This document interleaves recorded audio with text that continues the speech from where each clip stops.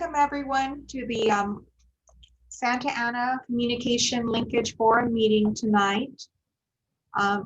We just wanted to thank our team here from Neighborhood Initiatives and the Board of Comlink. Carl, did you want to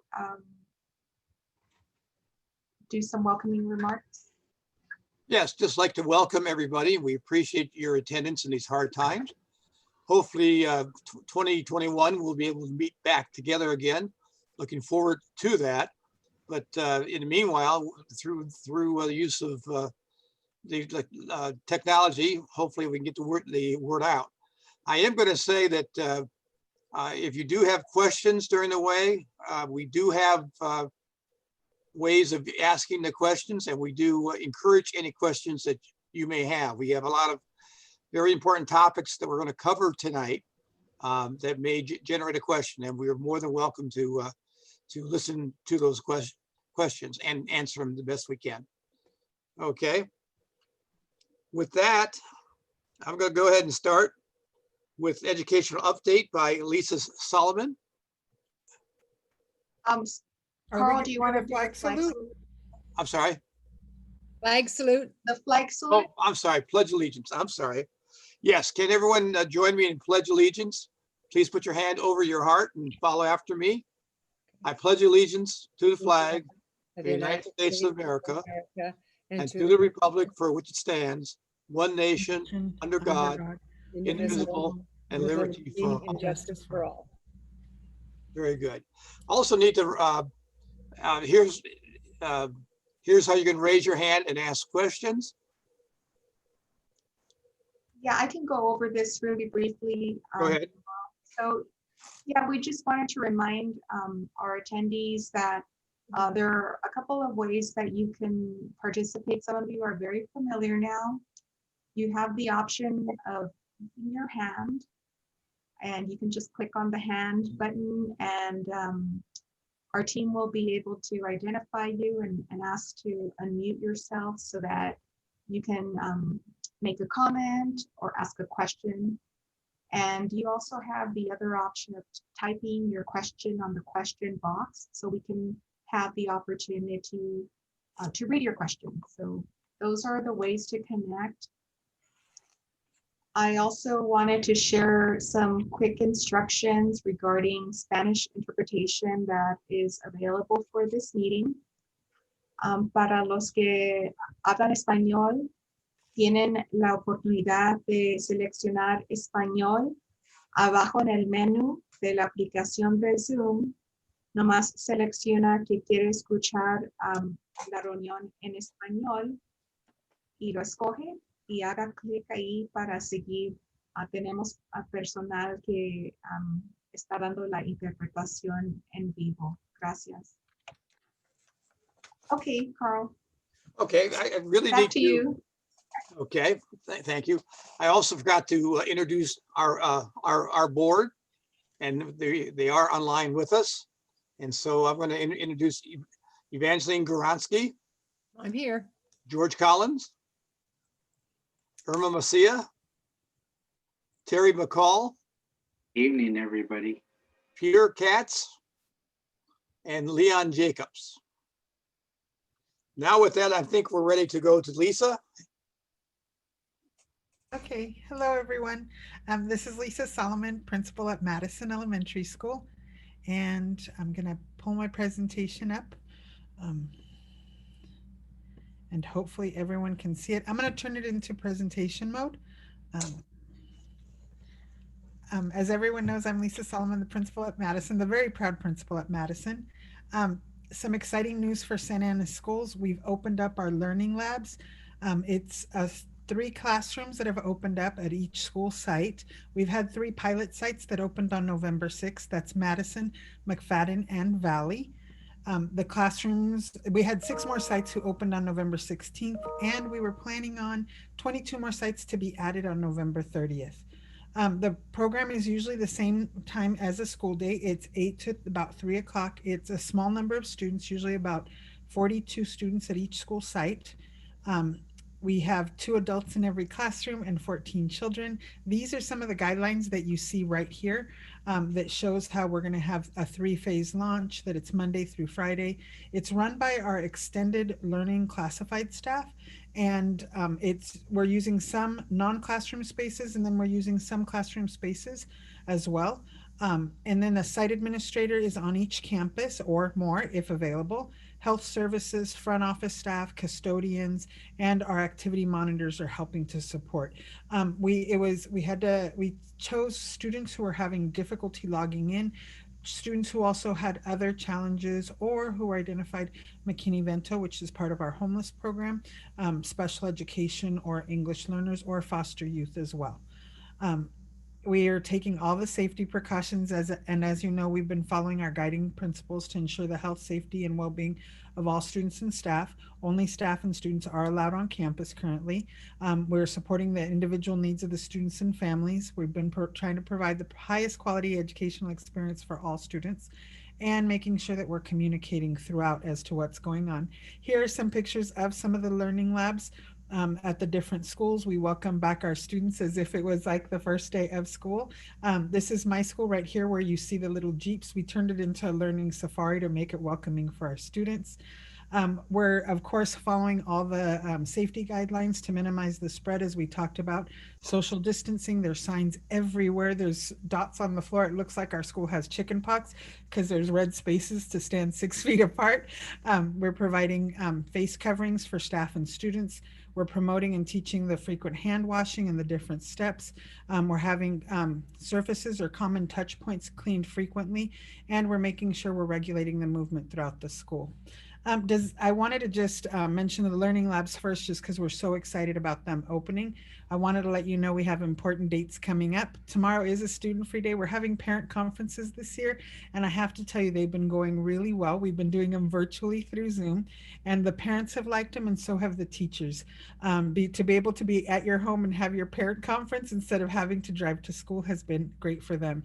We also have Thanksgiving holiday coming up next week. There's a duty day on December 18th for our high school students, so they will not be in school that day. And then I put December 21st through January 1st, just so you know the holiday break is coming up for our winter vacation. We still continue to offer lots of mental health supports, and we're rolling out the student toolkit, how to take care of your mental health. And we're also sending out tips to help our families to stay connected. And we know that sometimes they go through a lot emotionally during the holidays. So we've given tips to families and students as well. We continue to work with all the partners to provide COVID testing sites. They were at Santa Ana High School today, just so everybody knows. We've been working with Latino Health Access and the City of Santa Ana through Santa Ana Cares. They're going to be at Madison on Monday from 12 to 6 doing COVID testing, free COVID testing. And we've also continued to send out to all of our families different food resources, and our school district is working with the Chargers football team to bring additional food resources for families. If you look on our website, or you can also go to the bit.ly that you see posted, you can get updates from our superintendent. He's been sending out weekly updates about what's going on, what's happening as we continue to change colors. In our state and in our county and in Santa Ana, we really haven't changed in like our area. We've been purple pretty much, but he continues to get out information and inform the community on what's happening with the schools and opening of the schools, as well as what's happening within our district. So please connect to us. There's a new building at Muir, and it's absolutely beautiful. As soon as we open up, we're hoping to get people out there so you can see. You can go to our website, and also they have pictures on our website of this new state-of-the-art building that is absolutely gorgeous. When you see the building, you will be astounded. We continue to work on construction projects as our schools are closed. Our Teacher of the Year for Santa Ana Unified was named one of the 5 California Teachers of the Year. And I can attest to how phenomenal she was, because she was my daughter's 3rd grade teacher. So she was absolutely great. And She represents us well. Only 5 are chosen throughout the state, and the fact that one of our California Teachers of the Year came from Santa Ana really says something. We also have a teacher who's written a book, a teacher from Mendez. His name is Ernesto Cisneros. He's a Santa Ana High School alum, and he's received the Golden Poppy Award for a book called Efren Divided. It's about a student growing up here in Santa Ana. And I've already read the book, and I'm also a character in the book as well.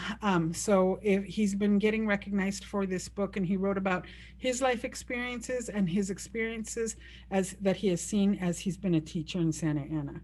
We want to let you know that we have art still going on December 5th.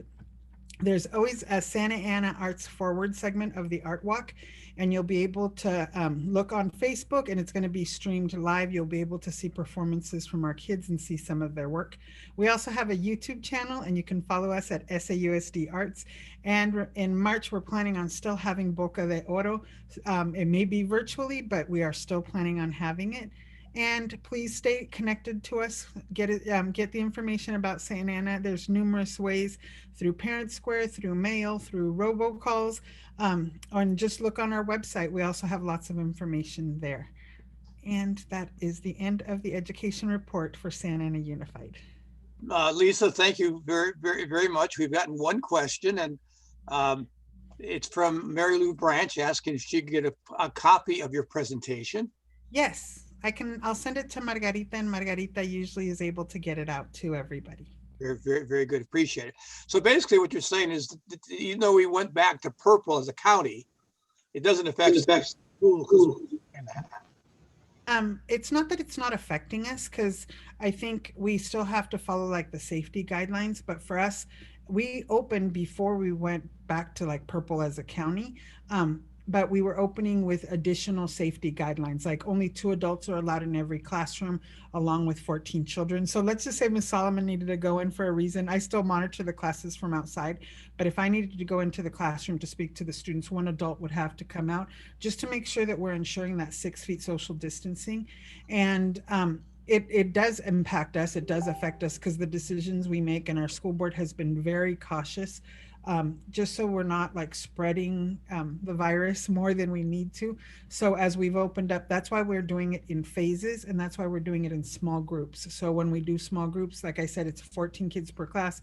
It's only 3 classes at a school site, but at least we're starting to open up and provide this learning lab. It's not a teacher who's in the classroom, just so you know. It is classified personnel, and they're supervising the kids as they're connecting online on their computers with their teachers and getting all the support and services they still are getting. They're getting it virtually, but they're able to be here on campus. So it's been able to help some of our parents who work, and it's been able to really help the kids who were just having a hard time connecting. And by connecting, I mean internet connectivity, but also connecting like to get their work done. So being around people who are here to support them, it's that added connection that we're adding through Santa Ana Unified. Thank you. George, did you have a question? Yeah, real quick, and I'll explain it this way. I was at the DMV the other day, sadly enough, and they weren't sanitizing the keyboards between users. Now, you said you were sanitizing often. Would you go into a little bit more depth with that, please? Yes. And just so you know, George, every child has their own Chromebook, right? So every child brings their own device. So we don't have to sanitize necessarily their devices, but we do. Our bathrooms are sanitized after let me explain to you, like we had to really think through this process. So students can use the stalls, and they use alternating stalls, right? So we can allow a student to go into number 1, and then number 3, and then number 2, and then number 4. Then after a period of time, then the custodians come in, and then they're able to sanitize all of the restrooms. There's always someone who escorts a child to the restroom. They're not allowed to go on their own. Now, sanitation of spaces, like cleaning and doing all that. So let's say a child is using a Chromebook, and the Chromebook breaks for whatever reason. We have provided additional Chromebooks. So the child pretty much trades it out. He puts the one that he was using in a special bin, and then he's able to get one of the new Chromebooks handed to him by the supervisor or the support provider who's in that class. That Chromebook stays in there until the end of the day, where the computer tech will pick it up. She puts it in a place and stores it. And then after a day or 24 hours, she goes in and she uses everything to like safely clean that that Chromebook before anyone else can use it. We're doing Chromebook exchanges right now, George, also we got a newer version of Chromebooks. So kids are able to exchange their old one for their new one. And we're doing that same process. The Chromebooks sit until we're able to clean them. They sit for at least 24 hours, if not longer. And then we go through safety procedures to clean that entire Chromebook to make sure that it is safe. So we are following a lot of those guidelines that I know they seem like some people would say over the top, but it's our job to keep everyone safe, right? From staff to students. So those little things like touching keyboards and things like that, those are super important to us. So we're making sure. The same thing goes if we've lent out library books as well. And so if anyone turns anything in, it sits in a basket for 7 days. And then our librarian has a process for how she's cleaning the books as well. Okay. I have a question, if I may, Carl. Yeah. Can you see my hand? Yes, go ahead. Okay, I'm not quite sure. Lisa, how are you handling recess with the children? Recess right now, just so you know, the first week it was rainy and cold, so it was done inside. Right now, our facilities department is working on getting individual play spaces outside. We had to close our playground equipment, right? Because there's too many hands touching the playground equipment. So it is shut down for right now. But we have like individualized circles that are being painted on the grass. And then we purchased equipment that students can use individually. Exercise bands. I don't know if you remember, Evangeline, a long time ago, they used to make these things called foxtails. It's like a tennis ball in a sock, so it has a little tail. So you toss it and you catch it. It's your own kind of game because we really can't have the sharing of materials. We've ordered hula hoops, we've ordered fun noodles, we've ordered little individual scooters, but kids have to use them within a designated space. So we're making plans for how they're doing that. But right now they've been doing little walks. They've been jumping on the dots, which the 6 feet separators seem to be a really fun game for kindergartners to jump on every 6 feet. And we've also been doing inside PE, which is Go Noodle, which is cosmic yoga. They do yoga as well. They do different things that they can use the internet for. They've also been doing like their own stretch and movement breaks within the class, within their designated area. Very good. Okay, Thank good. you. That's interesting. Thanks, Elisa. No problem. And if you haven't seen Cosmic Yoga or Go Noodle, you need to, because they're pretty fun activities and they really do motivate the kids. The kids just absolutely love them. Well, you can't go over the top. What is it called again? Cosmic Yoga. What is it again? Cosmic Yoga or Go Noodle. Or Go Noodle. Okay. One of our sons and his wife are teachers in Anaheim School District. I think I told you that before. And they have been, teaching the kids over the internet here or the virtual here, of course, for all year long. So I was asking them about their how they do their children too. Now they haven't gone back yet, but the 3 little children go to Holy Family, as you know, and they've been going for a couple of months already. And I was asking too about how are they doing recess, and it's kind of the same as you're saying, they have in different sections they keep them. So I was interested in what you had to say. Thank you, Lisa. No problem. Yeah. Hey, thank you, Lisa. We're going to move on to George Collins, who wants to explain to people, or has a little video talking about the Electoral College, because a lot of talk about what this is and what's happening and where we're going from here. So, George. Thank you very much for the nice introduction, Carl. With everything that's going on, I think we got a little short video. It's about 4.5, 5 minutes long that Margarita will play here in just a second. So we can get an idea of how and why the Electoral College was formed and how it works. Along with that, there's some paperwork that was done as the Constitution was being written, and one that covers the area that we're in right now is called Federalist 68 by Alexander Hamilton. Federalist 68. I would suggest people Google that and take some time to read it, and it'll explain all of that checks and balances that are taking place that we're seeing constitutionally right now. And Margarita, if you would start that at any time, I'd appreciate it.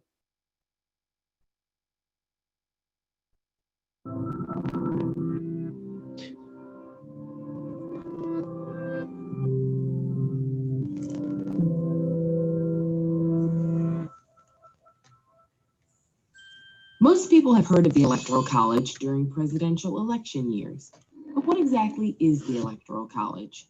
Simply said, it is a group of people appointed by each state who formally elect the president and vice president of the United States. To understand how this process began and how it continues today, we can look at the Constitution of the United States. Article 2, Section 1, Clause 2 of the Constitution. It specifies how many electors each state is entitled to have. Since 1964, there have been 538 electors in each presidential election. How do they decide on the number 538? Well, the number of electors is equal to the total voting membership of the United States Congress. 435 representatives plus 100 senators and 3 electors from the District of Columbia. Essentially, the Democratic candidate and Republican candidate are each trying to add up the electors in every state so that they surpass 270 electoral votes, or just over half of 538 votes, and win the presidency. So how do states even get electoral votes? Each state receives a particular number of electors based on population size. The census is conducted every 10 years, so every time the census happens, states might gain or lose a few electoral votes. Let's say you're a voter in California, a state with 55 electoral votes. If your candidate wins in California, they get all 55 of the state's electoral votes. If your candidate loses, they get none. This is why many presidential candidates want to win states like Texas, Florida, and New York.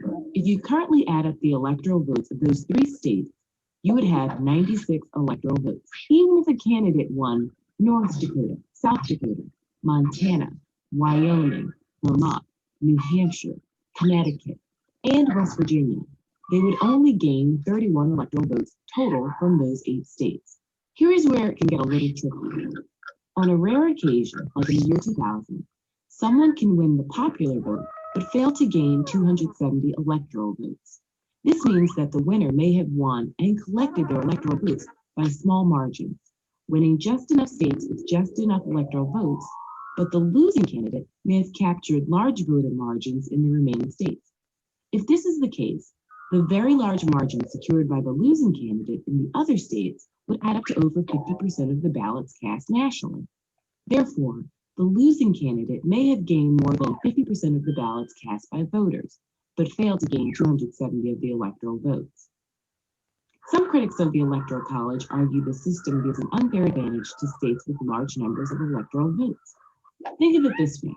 It is possible for a candidate to not get a single person's vote, not one vote, in 39 states or the District of Columbia, yet be elected president by winning the popular vote in just 11 of these 12 states: California, New York, Texas, Florida, Pennsylvania, Illinois, Ohio, Michigan, New Jersey, North Carolina, Georgia, or Virginia.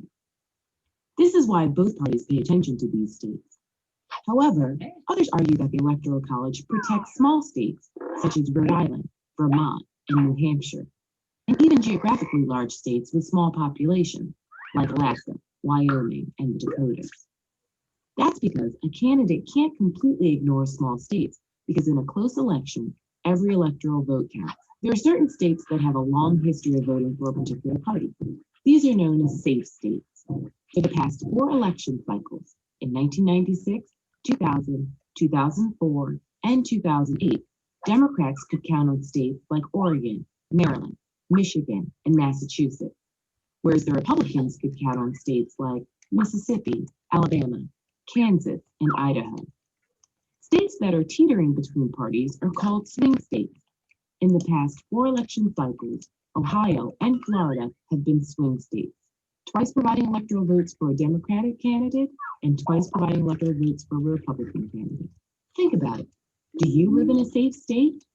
If so, is it a Democratic or Republican safe state? Do you live in a swing state? Are your neighboring states swing or safe? Is the population in your state increasing or decreasing? And do not forget, when you're watching the electoral returns on election night every 4 years, and the big map of the United States is on the screen, know that the magic number is 270 and start adding.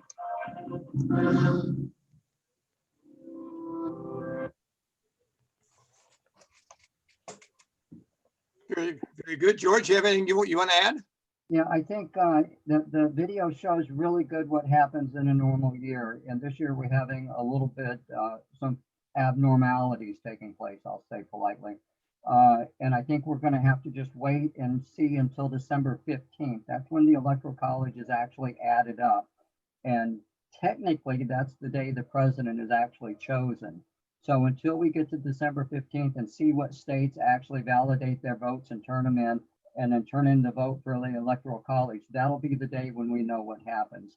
And on that, I will go back to, if we all glance at Federalist 68, that explains it in much more detail than I would be able to here. And I'll close with that, Carl. Thank you very much. Very, very good. Thank you, George. Before we move on to our main topic, I just have one announcement to make. And that when we meet again in January, there's going to be obviously a number of changes, new mayor, three new council members, new president. And another change is going to happen to us after the first of the year is we're going to lose Scott Kuttner to retirement. And I want to thank Scott for all his many years, and he's been a great asset to this board. He's done tremendous for the neighborhoods. And Scott, we're truly going to miss you, but we wish you well in retirement. Okay, with this, I'm going to talk to Daniel Soto, and he will talk first of all about the Police Oversight Committee feedback. And then he's going to talk about CARE. And if you haven't heard CARE or don't understand what it is, it's something I think the city is doing fantastic through this coronavirus situation, offering free testing as well as many different assistance out there. And so if you have anybody in need, have them get in touch with CARE and he will discuss that. I will make a pitch now. Please wear your mask. We're going to curve this out. Please wear the mask. Daniel, please talk about the police. Thank you. And good evening, members of the Comlink board. Thank you for having me participate and share a little bit about police oversight tonight. I'm going to share my screen so that we can share a presentation. Just a second. All right.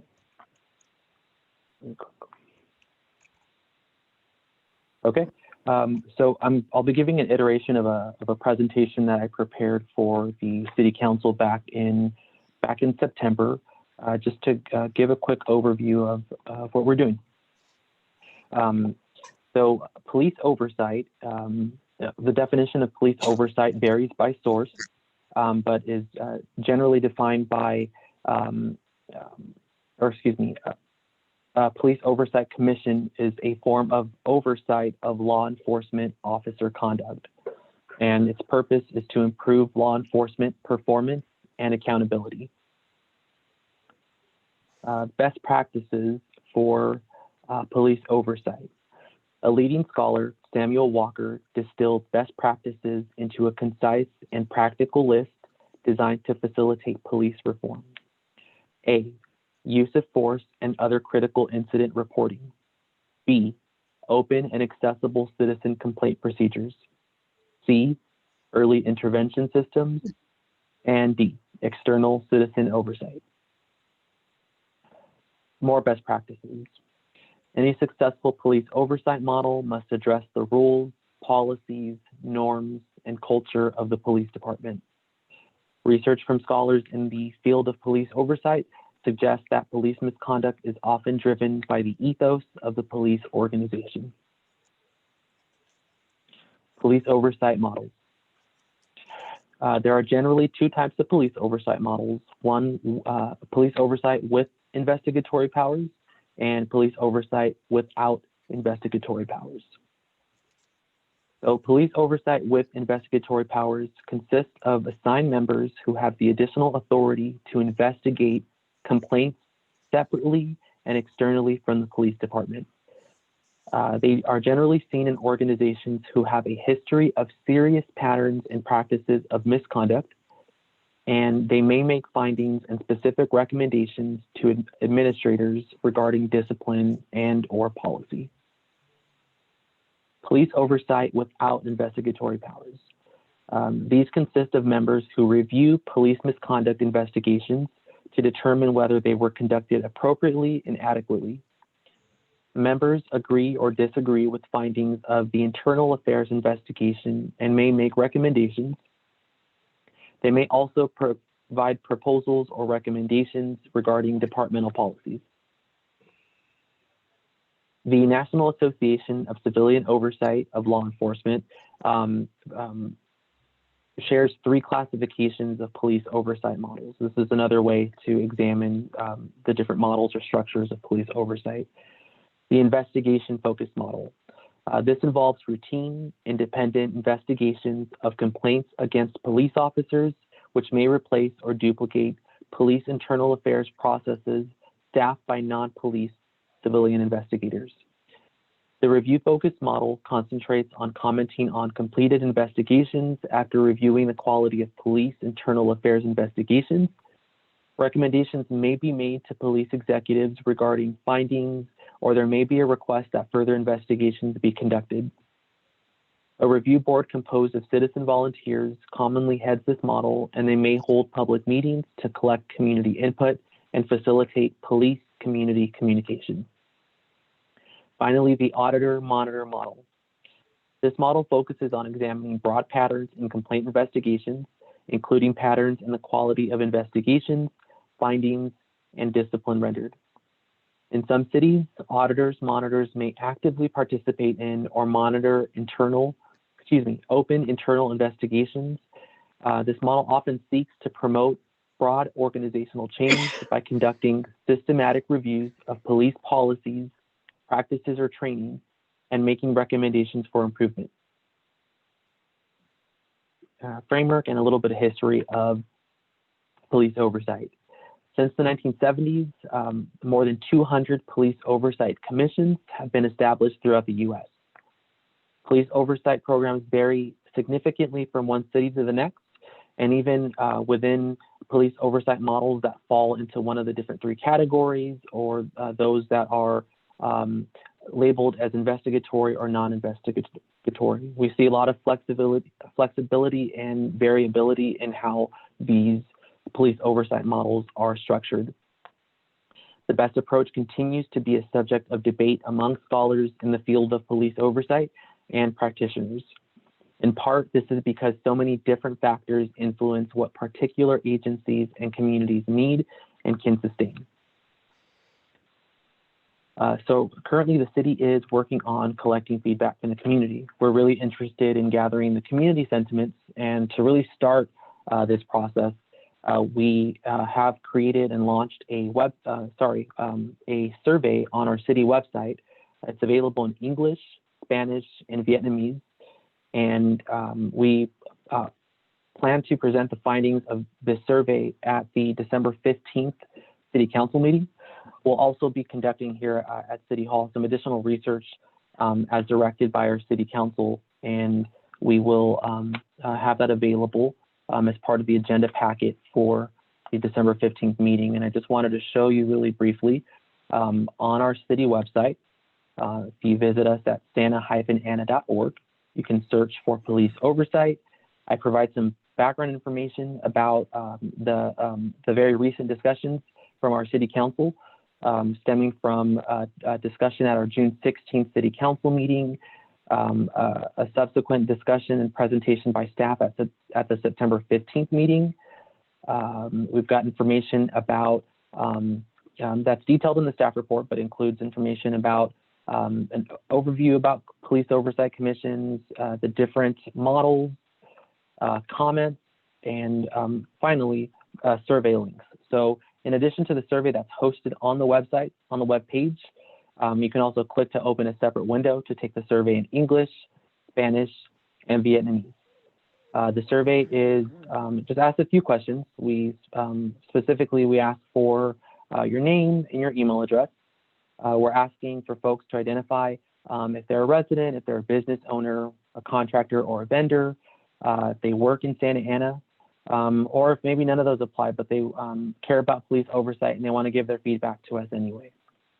We're asking folks if they know how to file a citizen complaint with the Santa Ana Police Department alleging police misconduct. And then finally, we're asking for folks on their sentiments on police oversight. Do you agree or disagree that police oversight is needed in Santa Ana? Do you agree or disagree that police oversight will positively affect public safety in Santa Ana?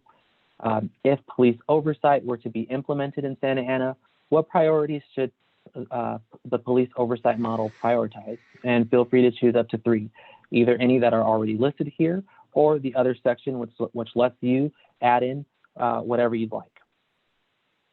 We go back to the what I presented in the presentation about the different police oversight models that the National Association of Civilian Oversight and Law Enforcement describes. I also provide a link to the Department of Justice, who prepared a report that really details more about these models and the variability among the 3. And we're asking folks what they feel may be the most effective model in Santa Ana if we were to look at these at the lens provided here. And then finally, if none of these questions, or if you have additional questions, if you have additional comments that maybe don't fit into a response to one of these questions, we let folks provide any other comments about police oversight that they'd like to provide to the City Council. Thank you so much, Daniel. Thanks, Scott. Hey, Daniel, we do have one question, and it's Sure. raising it's what was the need for requesting personal information? Can Like name and email. Yeah. Oh, I'm sorry. Can you ask that question again? the person's asking why are you requesting personal information, name and email?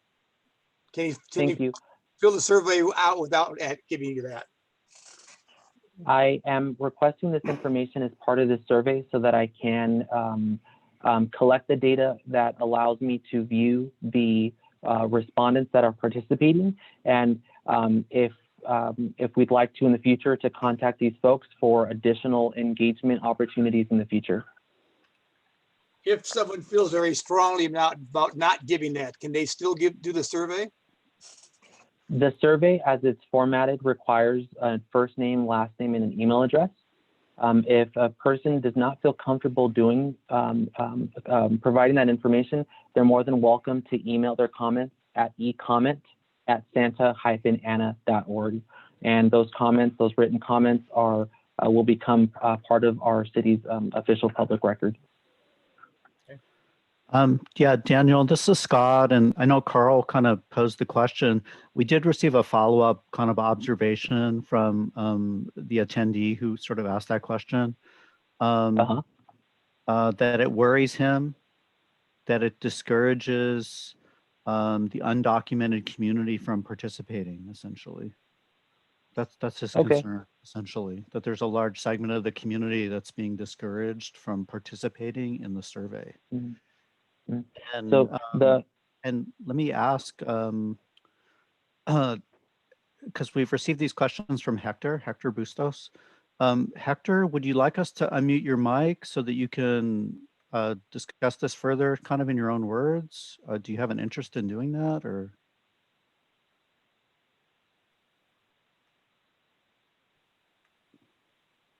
Perhaps not. Okay, all right, that's fine. Back to you, Carl. Yes. Dan, just one question. How many surveys have you received so far? So far, I checked earlier this afternoon, we've received about 440 survey responses. Okay. Hector has raised his hand, Scott. Okay. Margarita, can you please unmute Hector, because I am not the host of the meeting at this point.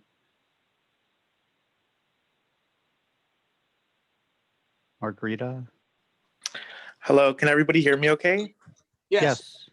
Okay, thank you. Well, yeah, thank you for giving me the opportunity to just speak on this.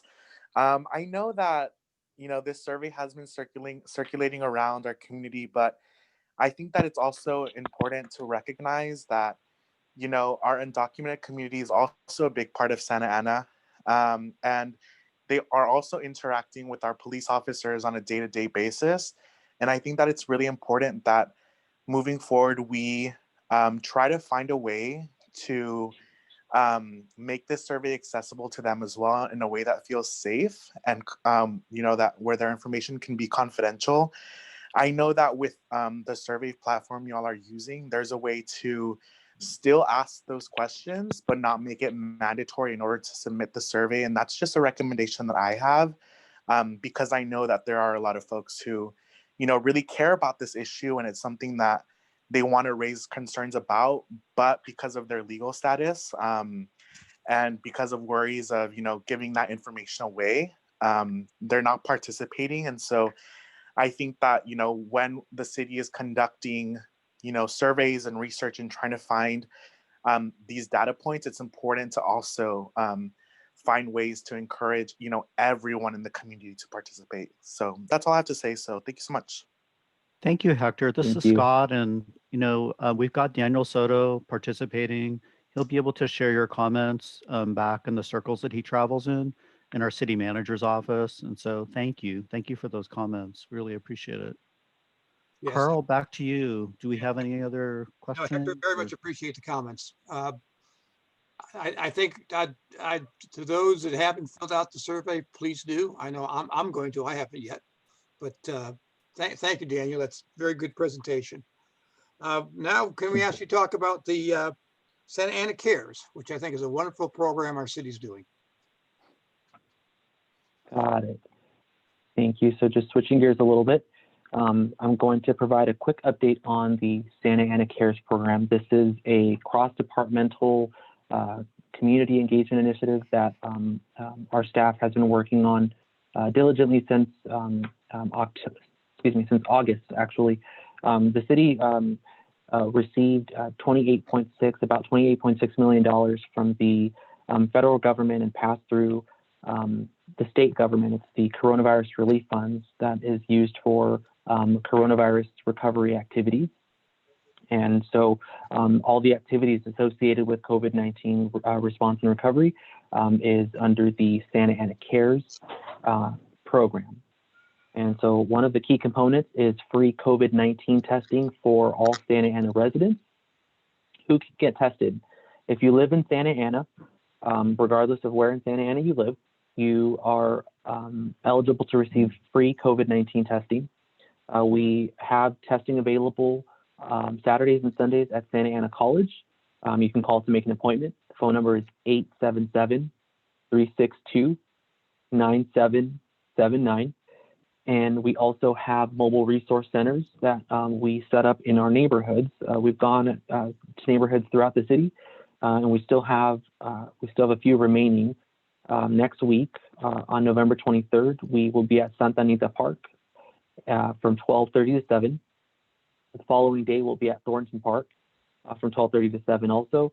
And the week following, we'll be at Jerome Park from 12:30 to 7. In addition, separate to Santa Ana Cares, but for your information, the County of Orange Healthcare Agency provides COVID-19 testing for Orange County residents.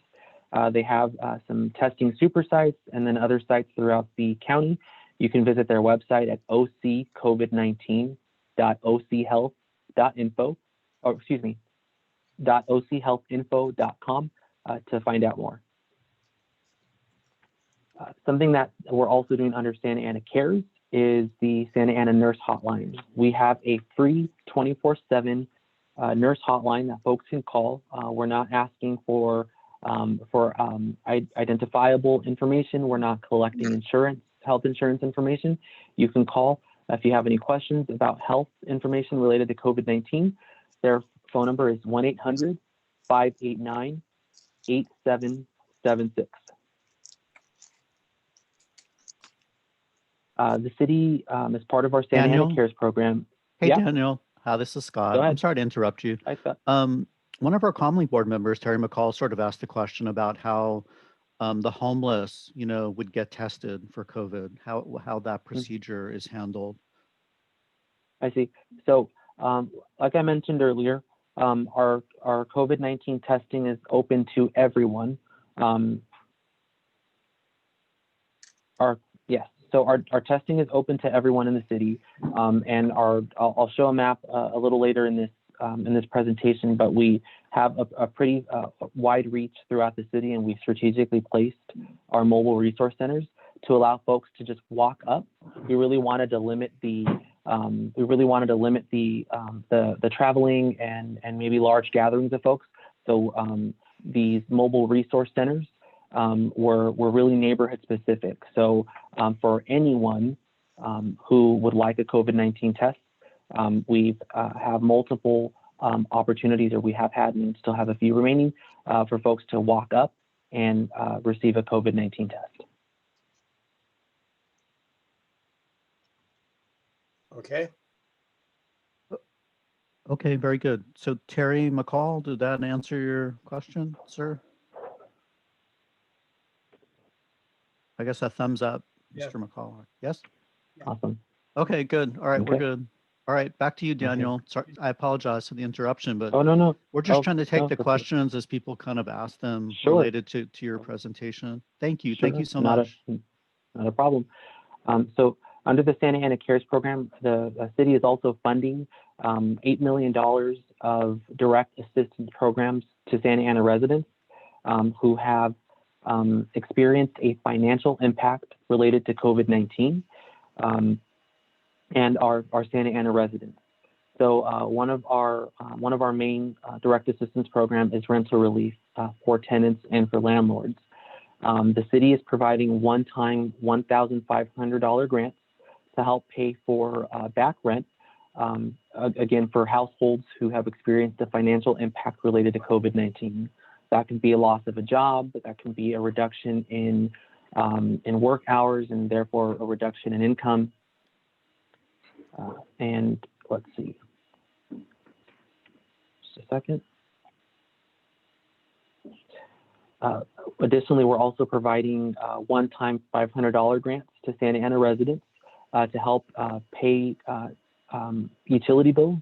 So that includes electricity, gas, water, phone, internet, and the funds are available on a first-come, first-served basis. Again, they're for Santa Ana residents who have experienced a financial impact associated with COVID-19. Additionally, the city is providing an isolation assistance program. So with this program, if a member of your household is or tests positive for COVID-19 and other members of that same household test negative for COVID-19, the city will provide hotel rooms for the other family members for a period of up to 14 days so that the healthy family members who have tested negative for COVID-19 can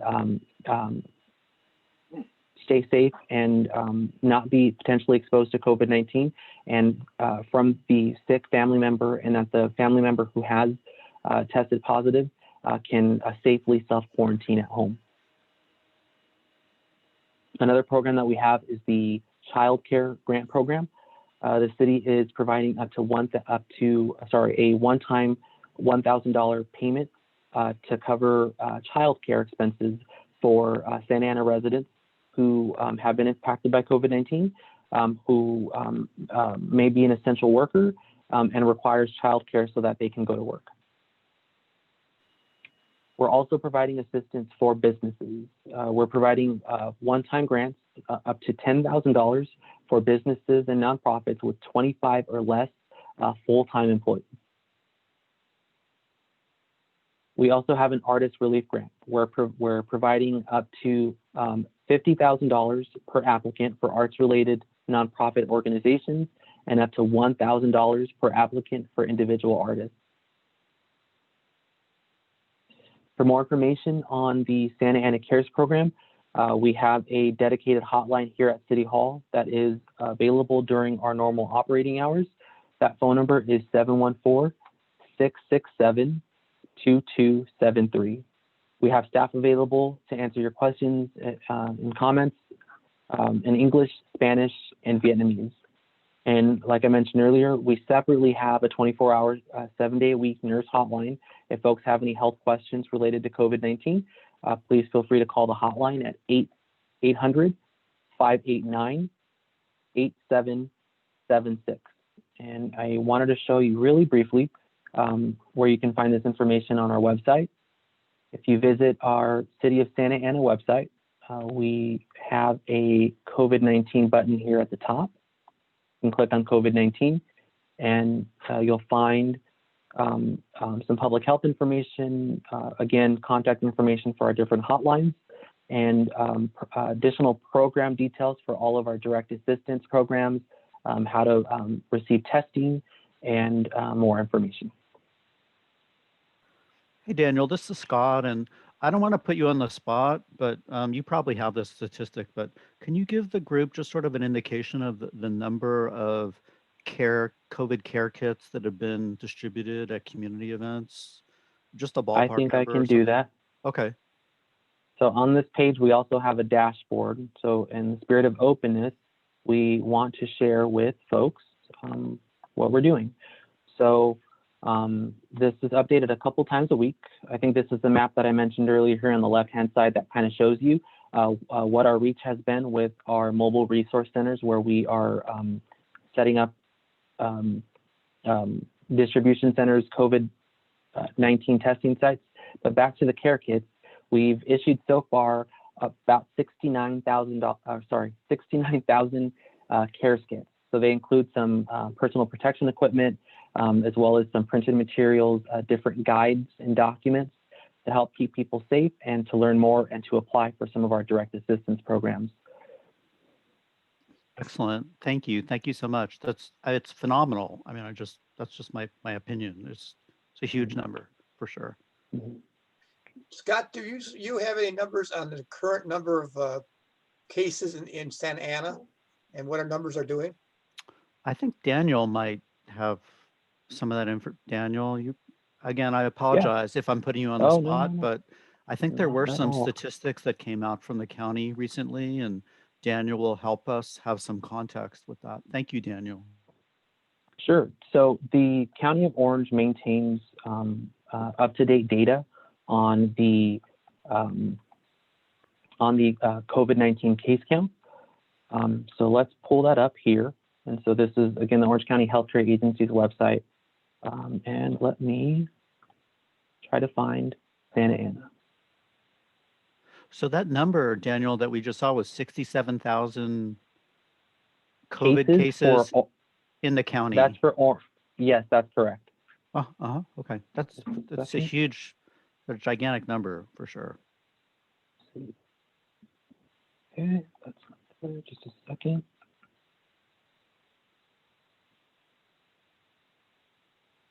What we've heard, what we've heard is that Santa Ana and other cities in the central part of the county have had higher incidence of COVID than other parts of the county. So we've heard that our community has been more adversely affected for certain. So here's the OC COVID-19 dashboard. And for Santa Ana, as of today, the city of Santa Ana has 12,830 cumulative confirmed cases of COVID-19. So that's your answer, Carl, to that number. Yeah, I guess the larger circles are the larger numbers. Smaller are smaller. That's right. And so this is the countywide map, if you'd like to take a look here on the screen. Yeah, and I think that, again, I'm not trying to editorialize, but, we've talked about the assistance programs that are available, whether it be rental assistance, utility assistance, things like that. And one of the reasons why there's such a great need in our community in that regard is that, so many of our families, the breadwinners are in working class jobs, and they don't have the option of telecommuting. And so their likelihood of being exposed to COVID is much higher perhaps than people who, are having their groceries delivered to their home and they're telecommuting nearly exclusively. And so that's a big challenge that we have in a community like Santa Ana, which is maybe different than the challenges that are taking place in some other parts of the county. Correct, Daniel? I see you nodding your head, so I just. That sounds to be consistent with the information that I've come across. Yes. Yeah. Anyway, so this is a very, very broad kind of update that Daniel's provided to us, along with leads on really excellent resource information that you can sort of access after tonight too, to the extent that you're curious or have an interest. Carl, I wanted to turn it back over to you to see if we have any questions or follow up from the Comlink board members. Yeah, Lisa Sullivan would like me to announce that, remind that Madison Elementary is providing testing on Monday. I assume she means this Monday, November 23rd, from 12 to 6 p.m. So if you wanted me to say that. One other question. Carl. I'm sorry. Yes, Carl, thank you. It was an added date, so I just wanted to make sure that everybody knows it's also available from 12 to 6. We have no students here that day, but it'll be in the parking lot area and everyone is welcome. Very good. Daniel, I have one quick question. The city manager mentioned at the end of her comments after council last night that there is going to be testing done by UCI involving Santa Ana, looking for those that might have the antibodies, but yet didn't distribute having the disease. Is that a random selection that UCI is going to be doing, or is there a way that we can volunteer for that testing? That is, that's correct, and I apologize that I forgot to mention that. The city has partnered with UCI for antibody testing and to develop data modeling so that we can predict the spread of COVID-19 and allocate resources appropriately based off of the data modeling. The UCI will be using what's called random cluster sampling that will focus on different census blocks and census tracts. And once their representatives get to those areas, they'll be connecting with every household to offer a free antibody test. It's a finger prick test that they'll do with the members of the households with their consent, and they'll send their results back to the household via U.S. mail. And so the city, will be sending out a press release. We'll be sharing on social media. We'll also be targeting through other digital means to spread the word to the community members in those neighborhoods, in those census blocks and census tracts, so that they can participate. Very good. Thank you. Board members, any of you have questions?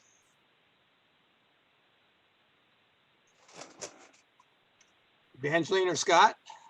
I mean, yeah, Carl, I just wanted to say that, this was a really excellent presentation. And so, this is the sort of quality presentation that people across the city probably would be very interested in sort of having access to. And so I think that staff will kind of put our heads together with the board of Comlink to see how we can go about, more widely publicizing this sort of information that Daniel shared tonight. Very good. Okay. Carl, can I say something? Yes, Lisa, go ahead. I just want to say that I'm truly amazed by everything that our city has been doing. Like, it blows my mind. And I know that the other cities, I don't feel like they're doing as much as we are. It's truly incredible how they're outreaching. They're working with our schools.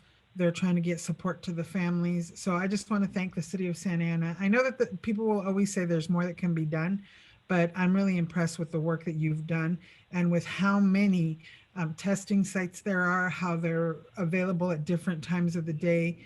And I'm just grateful that our city is offering so much to help our residents, because right now our residents really need this help. So thank you. I definitely would like to echo that. And I think it's the great leadership of our city manager, Christine Ridge, and her team. Because I remember when she was discussing how do you spend $28 million in a short period of time. And she found some beautiful ways that are going to help people. And Carl, this is Scott, and I believe that board member Evangeline Goronsky has a comment, perhaps. Evangeline, do you have a comment? Yes, thank you, Scott, and Carl, too. I just wanted to reiterate what you said, is that, yes, I think it's wonderful that Santa Ana seems to be on the ball. We have an awful lot of people here, as we all know, and residents and everything, and it's wonderful how we can meet their cares, their concerns, their problems. So I'm proud of Santa Ana too. And thank you to our city employees who are really going full ahead with this. Thank you, everybody. Very good. Mm-hmm. Yeah. And the Santa Ana. Sorry, Daniel, go ahead. sorry, the Santa Ana Cares program was definitely a huge priority of our city council, and I'll definitely pass the message along to our council members and to our staff. Thank you. Thank you for your presentation too tonight. Yes. Thank you. And I just wanted to remind the Comlink board members that our colleague Margarita Macedonio kind of represents neighborhood initiatives and community-based issues on the working group involving COVID CARES program. So Margarita will continue to be kind of our point of contact on that moving forward. Hi, Scott. I just wanted to add something to Daniel's excellent presentation. What we are seeing now that the numbers are jumping, we are seeing way more testing or people showing up at the test sites.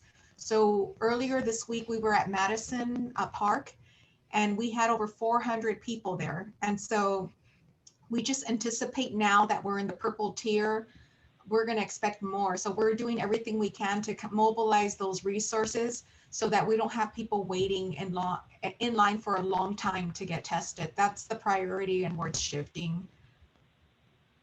Well, I'm also grateful from the south end to see Carl Thornton Park being used. That serves a lot of us in the south end of the city.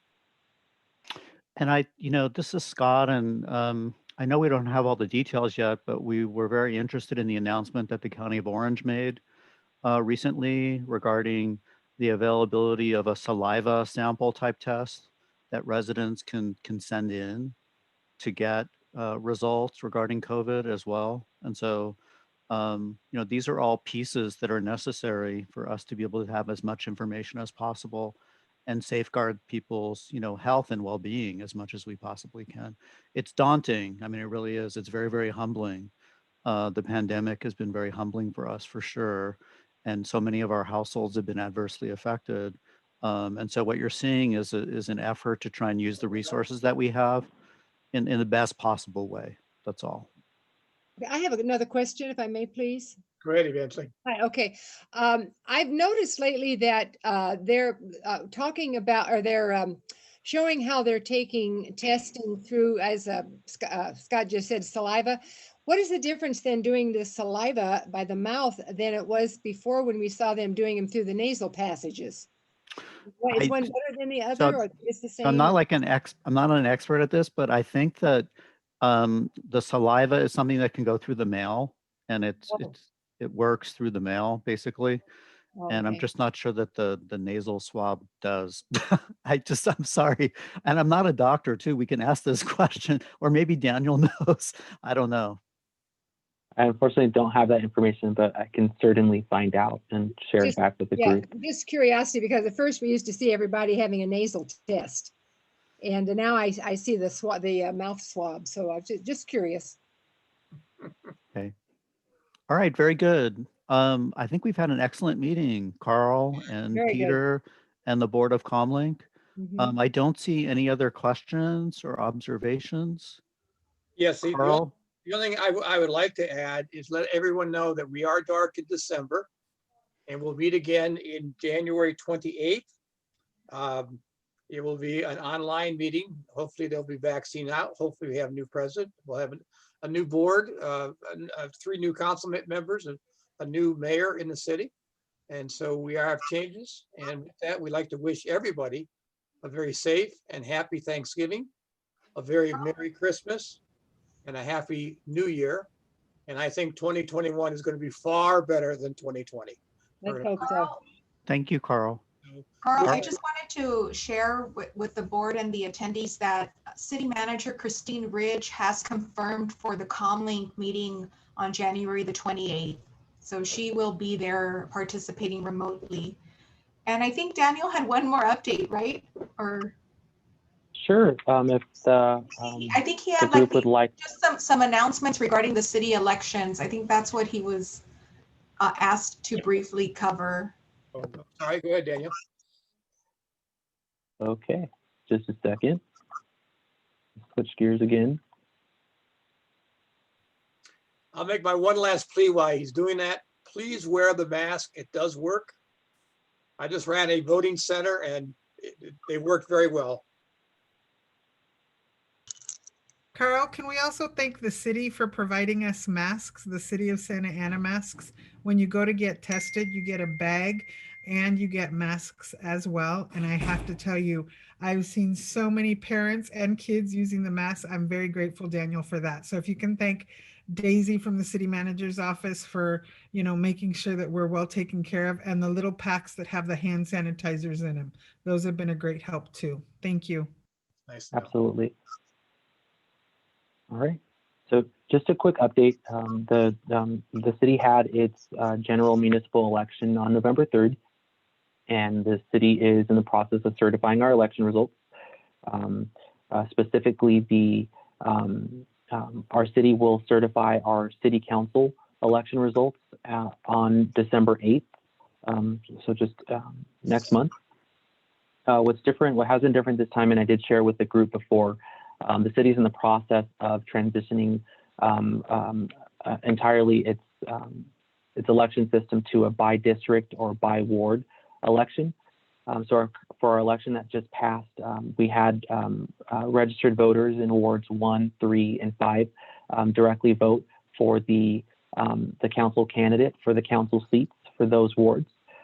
In November 2022, as part of this sequence, the council members for wards 2, 4, and 6 will be directly elected by the registered voters in those new wards. And what's also different is the city also back in 2018 approved a new ward map, which takes effect now. And so going forward, we'll see this sequence where for one election year, we'll have elections for wards 1, 3, and 5. And the following election in 2 years, we'll have the election for wards 2, 4, and 6. And for folks that want to check, we have an interactive map on our website. If you visit our website and view the city council information, you can find our city council ward map, which is here.